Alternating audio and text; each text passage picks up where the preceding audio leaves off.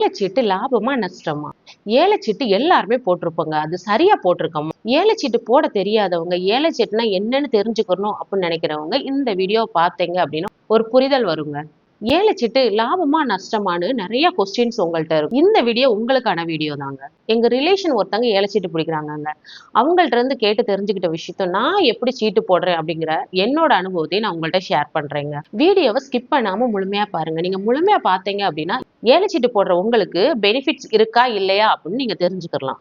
வீடியோக்குள்ள போறதுக்கு முன்னாடி நம்ம சேனலை இப்பதான் நீங்க ஃபர்ஸ்ட் டைம் பாக்குறீங்க அப்படின்னா சப்ஸ்கிரைப் பண்ணிக்கோங்க. அப்பதான் மணி ரிலேட்டடான இன்ஃபர்மேஷன் வீடியோஸ் உங்களுக்கு தொடர்ந்து வரும். நீங்க ஏலச்சீட்டு போடுறீங்களா இல்லையா அப்படிங்கறத கீழே கமெண்ட்ஸ்ல சொல்லுங்க.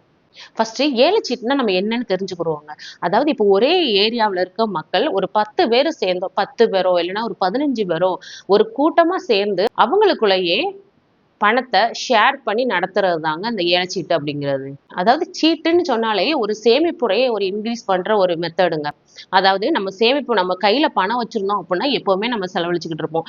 இதே போல மாசம் மாசம் நம்ம ஒரு தொகையை வந்து சீட்டு பணமா நம்ம கொடுத்தோம் அப்படின்னா நம்ம வந்து ஒரு டிசிப்ளினோட கெட்டும் போது அதாவது சேமிப்பு பழக்கத்தை வந்து இன்க்ரீஸ் பண்ணுங்க. அது இப்போ நம்ம பேங்க்லயோ போஸ்ட் ஆஃபீஸ்லயோ நம்ம போட்டோம் அப்படின்னா ஒரு சில வருஷங்களுக்கு அப்புறம் தான் அந்த பணத்தை நம்மளால எடுக்க முடியும். அதாவது நம்ம சீட்டு கட்டணும் அப்படின்னா இது வந்து ஒரு ஷார்ட்கட் மெத்தடுங்க. நம்மளுக்கு எப்போ பணம் தேவையோ அந்த மாதம் நம்மளால பணத்தை எடுக்க முடியும். அதுக்காக தான் எப்பவுமே நம்ம என்ன பண்றோம், ஏதாச்சும் ஒரு சீட்டை போடுறோம்.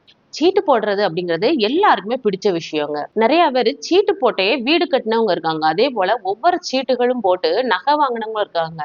அதே போல பிள்ளைங்களோட எஜுகேஷன் பர்பஸ்க்காக யூஸ் பண்ணவங்களும் இருக்காங்க. உங்களுக்கு சீட்டு போடுறதுல லாபம் என்ன அப்படின்னா நம்ம டிசிப்ளினோட அடைக்கிறோம் பாத்தீங்களா, அதுதான் பெரிய லாபங்க நம்மளுக்கு. நம்ம இன்னைக்கு இத 3 விதமான சீட் நம்ம வந்து பார்க்க போறோங்க. ஃபர்ஸ்ட் டைப் சீட் என்ன சீட்டு பார்க்க போறோம் அப்படின்னா குலுக்கல் சீட்டுங்க. இந்த குலுக்கல் சீட்டு யாரெல்லாம் இப்போ ஆபீஸ்ல ஒர்க் பண்றவங்க, இப்போ ஸ்கூல்ல ஒர்க் பண்றவங்க, அதாவது கொஞ்சம் குரூப் ஆஃப் பீப்புள் வந்து ஒரு இடத்துல ஒர்க் பண்ணுவாங்க பாத்தீங்களா, அவங்க வந்து இப்படிப்பட்ட சீட்டு தாங்க போடுவாங்க. அதாவது குலுக்கல் சீட்டு மாதிரி போடுவாங்க. அதாவது மாதம் மாதம் அவங்களுக்கு சம்பளம் கிடைக்கும் போது அந்த அமௌண்ட்டை கலெக்ட் பண்ணி அதுல வந்து ஒரு இப்போ வந்து 50,000 ரூபாய்க்கு அவங்க வந்து சீட்டு போட்டிருந்தாங்க அப்படின்னா மாதம் 5,000 ரூபாய் கட்டுற மாதிரி இருக்கும் அவங்களுக்கு.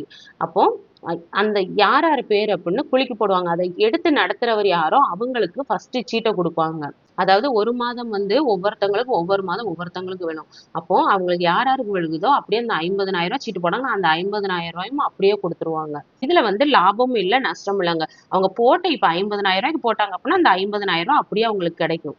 நான் வந்து இந்த மாதிரி சீட்டு போடுவேங்க. அதாவது எனக்கு இப்போ அர்ஜென்ட் தேவை ஒரு 50,000 இருந்துச்சுன்னா எனக்கு தெரிஞ்சவங்கள்ட்ட நீங்க இப்படி ஷேர் பண்றீங்களா அப்படின்னு கேட்பேன். கேட்டுட்டு அவங்க ஒரு 10 பேரை சேர்த்து அவங்க மாதம் மாதம் 5,000 ரூபாய் கொடுக்குற மாதிரி இருக்கும். நம்மளும் 5,000 ரூபாய் போடும்போது அந்த அந்த உடனே நம்மளுக்கு அந்த ஒரு மாதத்துக்குள்ள தொகை நம்மளுக்கு உடனே கிடைக்கும். நம்மளோட பிரச்சனையும் சால்வ் ஆகும். மாதம் 5,000ங்கிறத விட மொத்தமா வந்து 50,000 நம்மளுக்கு ஃபர்ஸ்டே கிடைக்கும் போது அது நல்ல லாபம் நம்மளுக்கு. அதாவது இந்த மாதிரியான குழுக்கள் சீட்டுகள் வந்து நம்மளுக்கு ரொம்ப ரொம்ப பெனிஃபிட்ஸா இருக்குங்க. நம்மளுக்கு லாபமும் இல்ல நஷ்டமும் இல்லைங்க. நம்ம போட்ட அமௌண்ட் வந்து நம்மளுக்கு அப்படியே கிடைக்கும். எந்த மாதம் யாருக்கு விழும் அப்படிங்கிற லக்க பொறுத்து இருக்குது. அடுத்து நம்ம பார்க்க போறது பிக்ஸட் சிட் ஃபண்டுங்க. அதாவது கம்பெனிகள் நடத்துறது. சீட்டு கம்பெனி நடத்துவாங்க பாத்தீங்களா, அதுல நடத்துறது. அதாவது சீட்டு கம்பெனில போடும்போது என்ன ஆகும் அப்படின்னா அவங்க ஃபர்ஸ்டே கார்டு கொடுத்துருவாங்க. எந்தெந்த மாதம் எவ்வளவு அமௌண்ட் இருக்கு. 10 பேர் இருக்காங்கன்னா 10 மாதமும் எவ்வளவு அமௌண்ட் அப்படின்னு அவங்களே ஃபர்ஸ்ட் கொடுத்துருவாங்க. உங்களுக்கு என்ன மாதம் வேணுமோ அதை நீங்க எடுத்துக்கலாம். அதாங்க பிக்ஸட் சீட். இது கம்பெனில போடுற சிட் ஃபண்டோட டீடைல்ஸுங்க. சிட் ஃபண்ட்லயே அதாவது இது பிக்ஸட் சிட் ஃபண்டுங்க. அதாவது சிட் கம்பெனில எல்லாம் இப்படி இந்த மெத்தட்ல தான் யூஸ் பண்ணுவாங்க. அதாவது இது வந்து எங்க அண்ணியோடதுங்க. எங்க அண்ணியோட சிட் ஃபண்டுக்குள்ள டீடைல்ஸ் எனக்கு அனுப்பி வச்சாங்க. நான் அதை வந்து டீடைல்ஸா இங்க எழுதியிருக்கேன். அதாவது ஃபர்ஸ்ட் வந்து என்ன கொடுத்துருப்பாங்கன்னா சிட் நம்பர் கொடுத்துருப்பாங்க. அதுக்கப்புறம் டியூஸ் கொடுத்துருப்பாங்க. எவ்வளவு டியூ அடைக்கணும் மாதம் மாதம். இப்போ வந்து இதுல வந்து எத்தனை பேர் இருக்காங்கன்னா 15 பேர் இருக்காங்க. அதாவது 15 பேர் இருக்காங்க. மாதம் மாதம் எவ்வளவு அடைக்கணும் அப்படின்னு இதுலயே கொடுத்துருக்காங்க. அதாவது ஃபர்ஸ்ட் மாதம் 2,500 ரூபாய், 2வது மாசம் 3,600. ஒவ்வொரு மாதங்களுமே எவ்வளவு நம்ம அடைக்கணும் அப்படின்னா அமௌண்ட் ஃபுல்லாவே கொடுத்துருவாங்க. அதே போல இந்த டிவிடெண்ட் இந்த டீடைல்ஸுமே கொடுத்துருவாங்க. அதாவது பிரைஸ் டீடைல்ஸ்.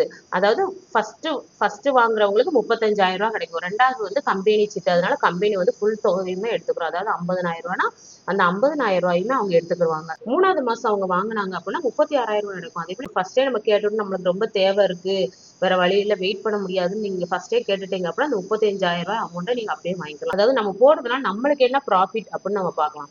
அதாவது ஃபர்ஸ்ட் நம்ம எடுக்கிறவங்களுக்கு எந்த ப்ராஃபிட்டுமே இருக்காதுங்க. 11வது மாசத்துக்கு அப்புறம் தான் நம்மளுக்கு இது ப்ராஃபிட் கிடைக்கும். அதாவது நம்ம டோட்டல் வந்து இங்க எவ்வளவு நம்ம அடைச்சிருப்போம் அப்படின்னா 45,000 அடைச்சிருப்போம். ஆனா இங்க கிடைக்கிற தொகையை பாருங்க, ஃபர்ஸ்ட் எடுத்தது 35,000 தான் கிடைக்குது. ரெண்டாவது கம்பெனி எடுத்துக்கிறோம், அடுத்து 36,000 கிடைக்கும். அதுலயும் எவ்வளவு 45,000 அடைச்சிருப்போம், அதுல 36,000 கிடைக்கும் அப்படின்னா நம்மளுக்கு 9,000 நஷ்டம் தான் அதுல. ஏன்னா நம்மளுக்கு வேற வழி இல்லை, நம்மளுக்கு நம்மளோட அவசர தேவைக்காக எடுக்கிறதுனால சரி 9,000 போனாலும் பரவாயில்லன்னு நம்ம எடுக்கிறோம். எத்தனாவது மாசத்துல நம்மளுக்கு ப்ராஃபிட் கிடைக்கும் அப்படின்னு பார்த்தோம்னா, அதாவது 10வது மாசத்துக்கு அப்புறம் தாங்க நம்மளுக்கு ப்ராஃபிட் கிடைக்கும். நீங்க யோசிக்கலாம், அதாவது கம்பெனிக்கு வந்து இந்த 2வது எடுக்கிற சீட்டு மட்டும்தான் ப்ராஃபிட் அப்படின்னு நம்ம நினைப்போம். அது மட்டும் இல்லைங்க. அதாவது ஒவ்வொரு சீட்லயுமே அவங்களுக்கு ப்ராஃபிட் இருக்கு இதுல. அந்த வேலையை வந்து அவங்க ரிஸ்க் எடுத்து பண்றதுனால ஒவ்வொரு மாதமுமே அவங்களுக்கு வந்து ப்ராஃபிட் எடுப்பாங்க. அதாவது இப்ப டியூ வந்து 2,500 நம்ம கட்டுறோம்னு வச்சுக்கோங்க. 2,500 இந்த 15 பேருக்கு நம்ம போட்டோம் அப்படின்னா, அதாவது 2,500 15 பேருக்கு போட்டோம் அப்படின்னா 37,500 வரும். ஆனா இவங்க குடுக்குற அமௌண்ட் பாருங்க 35,000 தான் கொடுக்காங்க. அதாவது 37,500 இருந்து 35,000 நீங்க கழிச்சு பாருங்க, 2,500. அதாவது கம்பெனிக்கு முதல் மாதமே 2,500 லாபம்.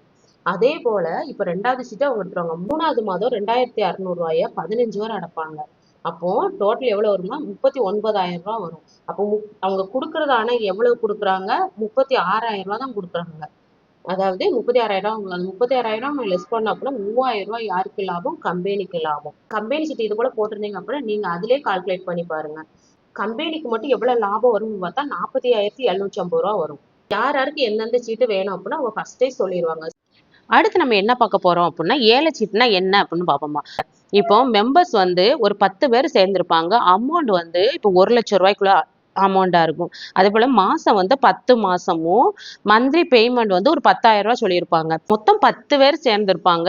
ஏழை எடுக்கிற தொகை வந்து, அதாவது இப்போ ஒரு 10 பேர் கூடியிருப்பாங்க ஏழை எடுக்கும் போது. அப்ப 10 பேர் கூடி அவங்க ஒவ்வொருத்தங்களும் ஒவ்வொரு அமௌண்ட் ஏலம் கேட்பாங்க. அதாவது ஃபர்ஸ்ட் 1,00,000 ரூபாயிலும் தொடங்குங்க ஏலம்.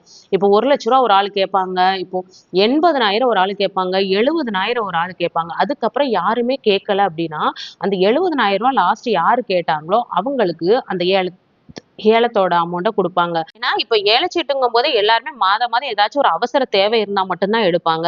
அப்படிங்கும் போது இவர் 1,00,000 வாங்குற இடத்துல இவர் 70,000 வாங்கியிருந்தாரு அப்படின்னா, அப்போ அவர் 30,000 குறைச்சு அவர் வாங்கியிருப்பாரு. அப்போ 30,000 அப்படிங்கும் போது 3,000 கழிவு போகுங்க. 10 பேருக்குமே எவ்வளவு கட்ட வேண்டியது இருக்கும் அப்படின்னா 7,000 தாங்க கட்ட வேண்டியது இருக்கும். 6,000 இவர் குறைச்சி வாங்கியிருக்கிறதுனால 3,000 ஒரு ஆளுக்கு 3,000 கழிவு போகும். கழிவு போக அவங்க 7,000 மட்டும் கொடுத்தா போதுங்க. 2வது வந்து அந்த சீட் நடத்துறவருக்குங்க 2வது மாசம் என்ன ஆகும் அப்படின்னா, அதே போல மத்தவங்க எல்லாம் கூடுவாங்க. அதாவது ஆல்ரெடி எடுத்த 2 பேர் இல்லாம பேலன்ஸ் இருக்க 8 பேர் அதுல இருப்பாங்கங்க. 8 பேர் இருந்து அதுல யாராச்சும் ஒரு ஆளு, அதாவது ஆல்ரெடி கேட்டவங்க அதை கேட்க முடியாது சீட்டு. அதனால கேட்காதவங்க ஒவ்வொரு ஆளா சீட்டு 1,00,000 இருந்து தொடங்குங்க.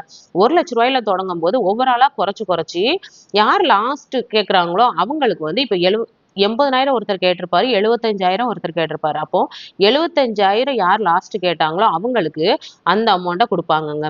அதாவது 75,000 அவர் கொடுப்பாங்க. அப்போ அவருக்கு எவ்வளவு 1,00,000 இருந்து எவ்வளவு போகும் அப்படின்னா 25,000 குறையுங்க. அப்போ 25,000 குறைஞ்சிச்சு அப்படின்னா, அதாவது 2,500 10 பேருக்கும் கழிவு எப்படி அப்படின்னா ஒவ்வொரு ஆளுக்கும் 2,500 குறைச்சி 7,500 வாங்குவாங்கங்க. இதுல நம்மளுக்கு லாபம் என்னன்னு பார்த்தோம் அப்படின்னா இந்த கழிவு தாங்க. ஒவ்வொரு மாதங்களும் ஒவ்வொருத்தங்க குறைச்சு வாங்குறதுனால இந்த கழிவு வந்து நம்மளுக்கு வந்து பெனிஃபிட்ஸ். அப்போ ஒவ்வொரு மாதங்களும் ஒவ்வொருத்தங்களா வாங்கி தீர 7வது மாதம் அப்போ டோட்டல் அமௌண்ட் எவ்வளவு இருக்கு அப்படின்னா 87,500 தான் நம்ம அடைச்சிருப்போம். ஆனா நம்ம 7வது மாசத்துக்கு அப்புறமே பாருங்களேன், நம்மளுக்கு 87,500 அடைச்சிருப்போம். நம்மளுக்கு கிடைக்கிற லாபம் எவ்வளவு 90,000 கிடைக்குங்க.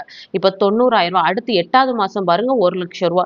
8வது மாசம் யாருமே கேட்கலன்னா யார் ஃபர்ஸ்டா கேட்டாங்களோ 1,00,000 அவங்களுக்கே கொடுத்துருவாங்க அந்த அமௌண்ட். பாருங்க அவருக்கு எவ்வளவு லாபம்னு. அதாவது 87,500 நம்ம கெட்டியிருப்போம். ஆனா அவருக்கு லாபம் வந்து பாருங்க எவ்வளவு அமௌண்ட். அதாவது இப்ப 87,500 அவர் கெட்டியிருந்தாரு அப்படின்னா அவருக்கு 1,00,000 கொடுத்தாங்க அப்படின்னா 12,500 அவருக்கு நல்ல லாபம். அதுல ஏலச்சீட்டு அப்படிங்கும் போது கடைசி மாதம் யார் எடுக்காங்களோ அவங்களுக்கு தாங்க நல்ல லாபமா இருக்கும். அதாவது 7வது மாசத்துக்கு அப்புறமே யார் யார் எடுக்கிறாங்களோ அவங்களுக்கு நல்ல லாபமா இருக்கும். சீட்டு போடுறது நம்மளுக்கு லாபமா நஷ்டமான்னு நம்ம கேட்டோம் அப்படின்னா ஒரு வகையில் நம்மளுக்கு லாபமும் இருக்கும் நஷ்டமும் இருக்குங்க. அதாவது முத எடுக்கிறவங்களுக்கு அது நஷ்டமா இருக்கும். அதாவது அடுத்து கடைசி மாதங்கள்ல எடுக்கிறவங்களுக்கு லாபமா இருக்கும். அதாவது சீட்டு போடுறது ஒரு நல்ல விஷயங்க. நம்ம கையில பணத்தை வைக்காம இப்ப சீட்டு போடுறது மூலமா ஒரு சேமிப்பான ஒரு அமௌண்ட் நம்மளுக்கு கிடைக்குங்க. இப்ப நீங்க சீட்டு கம்பெனில சீட்டு போட்டீங்க அப்படின்னா அந்த கம்பெனி வந்து வருஷங்கள் அங்க இருக்கா அப்படின்னு நீங்க கவனிச்சு போடணும். நமக்குள்ள பணத்துக்கு நம்ம தான் பொறுப்பு. நம்ம எங்க சீட்டு போட்டாலும் அது கரெக்டானவங்களுக்கு நம்ம போடுறோமா அப்படின்னு ஒரு தடவைக்கு 4 தடவை யோசிச்சு போடணும்.